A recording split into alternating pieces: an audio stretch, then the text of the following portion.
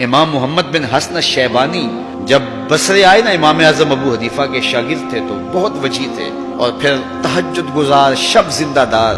تو یہودی مناظرہ کرنے کے لیے راستے میں کھڑے ہو گئے کہ ہم مسلمانوں کے امام سے ایسے سوال کریں گے کہ وہ چکرا کے رہ جائیں گے.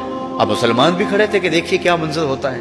امام محمد کا چمکتا ہوا چہرہ، روشن پیشانی، سر پہ جو ہے وہ سنت کا امامہ اور جسم پہ سنت کا جامہ.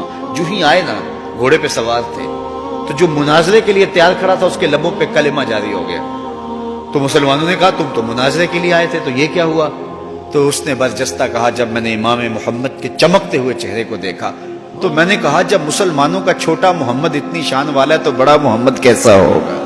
یہ شان ہے خدمت گاروں کی، سرکار کا عالم کیا ہوگا؟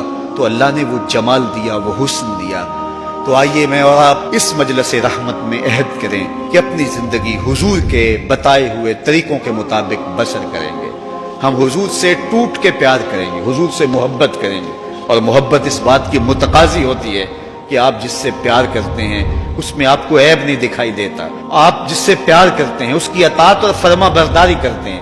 آج آپ علم کی گزرگاہوں میں ہیں، کل آپ اچھے اچھے مناصب پہ فائز المرام ہوں گے. اس وطن کی ہم نے تعمیر کرنی ہے، اس ملک کو ہم نے سنوارنا ہے.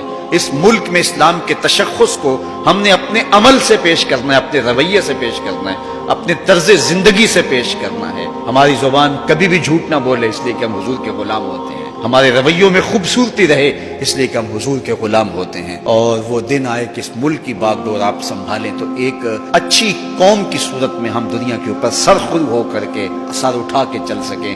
آج پوری دنیا پہ اگر جانا ہوتا ہے تو ہمیں وہاں جا کے شرمندگی ہوتی ہے کہ ہم وارث تو حضور کے ہیں لیکن ہم کہاں کھڑے ہیں اور یہ لوگ کہاں کھڑے ہیں.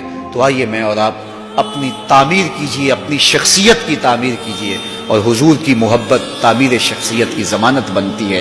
آج بھی اگر اسلام کا دامن پکڑو، وَأَنْتُمُ الْأَعْلَوْنَ إِن كُنتُم مُؤْمِنِينَ، میرے رب نے وعدہ دیا ہے. کافر لگتے کیا ہیں؟ تم مومن بن کے دکھاؤ، عزتوں کا تاج تمہارے سر پہ رہے. لیکن تم تن آسان ہو، تم خواہشات کے بندے بن گئے ہو، آرزوؤں کے غلام بن گئے ہو، اور نعمتیں وہ مانگتے ہو جو بدر اور احد کے صحابہ کو عطا کی گئی. کہاں کیسے تمہیں وہ نعمتیں ملیں گی؟ پہلے اپنے آپ کو ثابت تو کرو کہ ہم ان کے اہل ہیں، اور جب اپنی اہلیت ثابت کرو گے تو رحمت کی برکھا برسے گی. وہ ایک بڑا معروف جملہ ہے کہ لوگ زندگی یزید کی جینا چاہتے ہیں اور موت حسین کی مانگتے. صاحب ایسا نہیں ہوتا. اگر حسین ابن علی جیسی زندگی گزاریں گے تو پھر ان کے مراتب رفیع کا حصہ نصیب ہوگا. لیکن اگر ہم اپنی خواہشات کی زندگی گزاریں گے اور کہیں گے کہ ہم چونکہ مسلمان ہوتے ہیں لہذا ساری نعمتیں ہمیں دی جائیں، ہم جھوٹے ہیں، ہم مکار ہیں، ہم 2 نمبر مال بیچتے ہیں، ہم جو چاہیں کریں، ہم وعدہ خلافی کریں، لیکن ساری عزتیں ہماری جھولی میں ہونی چاہیے، مسلمان جو ہوتے ہیں. لیکن ایسا نہیں ہوتا. اس کا وعدہ ہے تم مسلمان عملاً بن کے دکھاؤ، عزتوں کا تاج تمہارے قدموں تلے ہوگا. یار آج تو تم 1 ارب 40-50 کروڑ ہو.